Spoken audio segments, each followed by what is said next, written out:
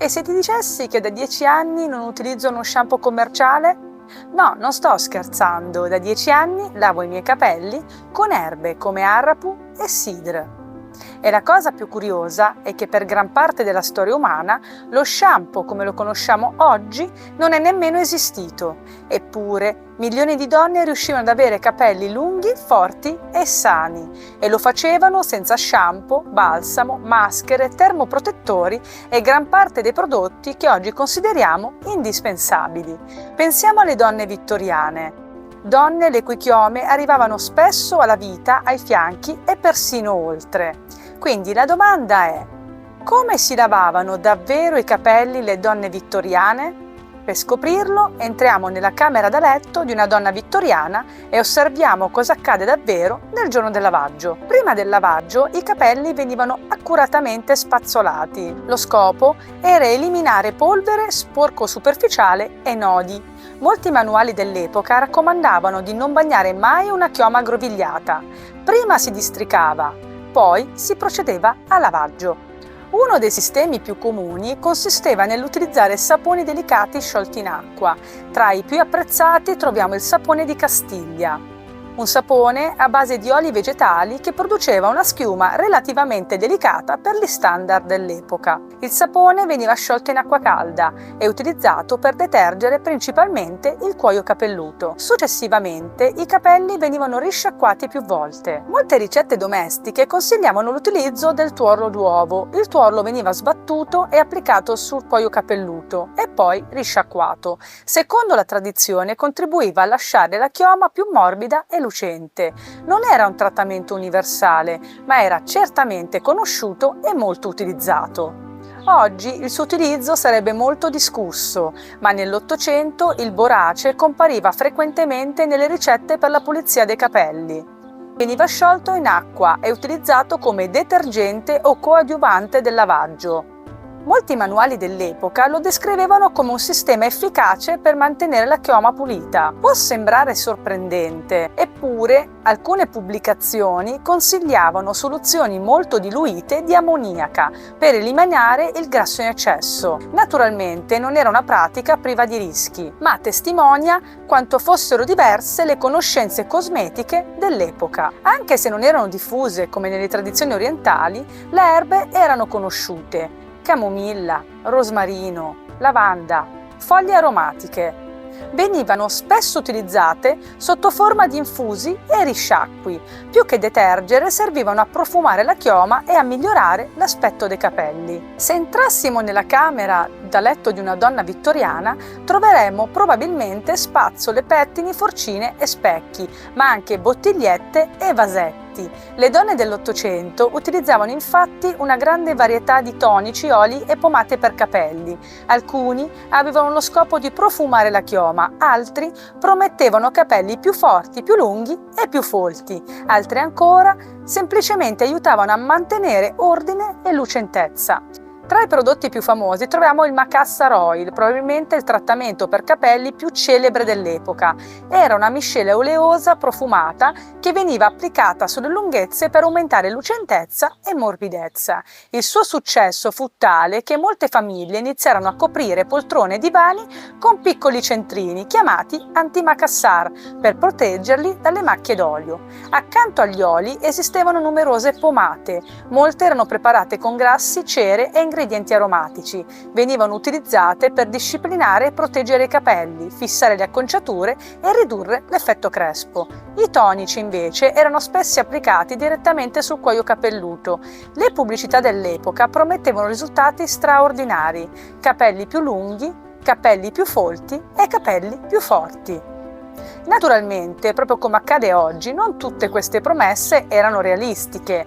Anche il mercato vittoriano era pieno di prodotti miracolosi e pubblicità esagerate. Tuttavia, una differenza importante esisteva. La maggior parte di questi prodotti era pensata per accompagnare una routine di protezione e mantenimento della chioma, non per compensare danni causati da decolorazioni, piastre o trattamenti chimici che all'epoca non esistevano. In altre parole, la filosofia era diversa. L'obiettivo non era trasformare continuamente i capelli, era conservarli il più sani e lunghi possibile. C'è poi un aspetto della cura dei capelli che nell'epoca vittoriana era molto più diffusa di quanto lo sia oggi, i tonici per capelli.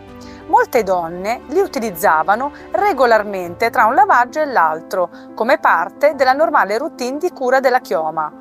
Venivano applicati direttamente sul cuoio capelluto e spesso accompagnati da massaggi che avevano lo scopo di mantenere la cute in buone condizioni e favorire una crescita sana dei capelli. Uno degli esempi più famosi è quello delle Seven Sutherland Sisters, le 7 sorelle americane divenute celebri per le loro straordinarie chiome. Commercializzavano un prodotto chiamato Seven Sutherland Sister Hair Grower. Si trattava di un tonico che prometteva capelli più lunghi, più forti e più folti. Tra gli ingredienti riportati nelle formule storiche troviamo amamelide, acqua di rose, glicerina, chinino e altre sostanze molto apprezzate nella cosmetica dell'epoca. Al di là delle promesse pubblicitarie, la loro storia ci mostra quanto fosse diffusa l'abitudine di utilizzare tonici e lozioni come parte della cura quotidiana dei capelli. Oggi questa tradizione è stata in gran parte dimenticata, eppure è qualcosa che potremmo riscoprire. Un buon tonico può essere un valido alleato tra uno shampoo e l'altro. Può aiutare a mantenere il cuoio capelluto fresco, pulito e in buone condizioni, diventando un piccolo gesto quotidiano di cura e attenzione. È un approccio semplice, non invasivo e non complicato, un approccio che ricorda molto quello delle donne vittoriane. Anche per questo abbiamo creato Rugiada Botanica, una lozione botanica semplice ed efficace da utilizzare tra un lavaggio e l'altro, perché la cura dei capelli non inizia e non finisce sotto la doccia. Molto spesso è ciò che facciamo nei giorni tra uno shampoo e l'altro a fare davvero la differenza nel lungo periodo. Il risciacquo era considerato fondamentale. I residui di sapone dovevano essere eliminati accuratamente. Alcune fonti raccomandavano persino più risciacqui consecutivi. Una chioma molto lunga poteva richiedere parecchio tempo. Niente phon, niente diffusori, niente aria calda. I capelli venivano asciugati con asciugamani e poi lasciati all'aria nel periodo invernale vicino ai camini. Molte donne dedicavano diverse ore a questa fase. Per una chioma fino alla vita o alle ginocchia non era certo un'operazione veloce. La parte più interessante non è cosa utilizzassero, ma come pensavano. Per una donna vittoriana il lavaggio era soltanto una piccola parte della cura dei capelli. Molto più importanti erano la spazzolatura quotidiana, la protezione delle lunghezze, le acconciature raccolte e la pazienza. In altre parole, il giorno del lavaggio contava, ma la vera differenza la facevano tutti gli altri giorni dell'anno. Se vi incuriosisce il mondo della cura dei capelli nell'Ottocento, provare una delle antiche routine di lavaggio può essere un'esperienza divertente ed interessante. Dopotutto, credo che quasi tutte le appassionate di capelli lunghi, prima o poi, abbiano provato almeno una volta un lavaggio con l'uovo, un infuso di erbe o qualche antico rimedio della tradizione. Ma forse la cosa più interessante non è copiare esattamente ciò che facevano le donne vittoriane, è riscoprire quelle conoscenze che ancora oggi possono trovare posto nella nostra routine. E qui entrano in gioco le erbe, arrapu, reta, shicakai e sidr, erbe utilizzate da secoli in diverse tradizioni per la detersione e la cura dei capelli. A differenza di molte ricette storiche dell'Ottocento, queste tradizioni sono arrivate fino a noi quasi intatte e continuano ancora oggi a essere utilizzate da milioni di persone. Personalmente utilizzo arrapu e sidre come detergenti principali da circa 10 anni. A seconda delle esigenze aggiungo altre erbe, ma la base della mia routine è rimasta la stessa. E da 10 anni non utilizzo uno shampoo e non tornerei mai indietro, perché ho trovato un approccio che funziona davvero. In fondo, che si tratti di una donna vittoriana dell'Ottocento o di una donna indiana di oggi, il principio è sempre lo stesso. I capelli lunghi, forti e belli non nascono da una soluzione miracolosa, nascono dalla costanza e dalla pazienza, dai prodotti che scegliamo di utilizzare e dalla cura che scegliamo di dedicare loro giorno dopo giorno. E ora sono curiosa di sapere una cosa. Hai mai provato uno dei vecchi metodi di lavaggio dei capelli? Magari il tuorlo d'uovo, un risciacquo alle erbe o qualche ricetta della tradizione? Oppure hai mai utilizzato erbe come arrapu, reta, shikakai al posto dello shampoo? Raccontami la tua esperienza nei commenti. Sono curiosa di sapere quali metodi hai provato e quali risultati hai ottenuto.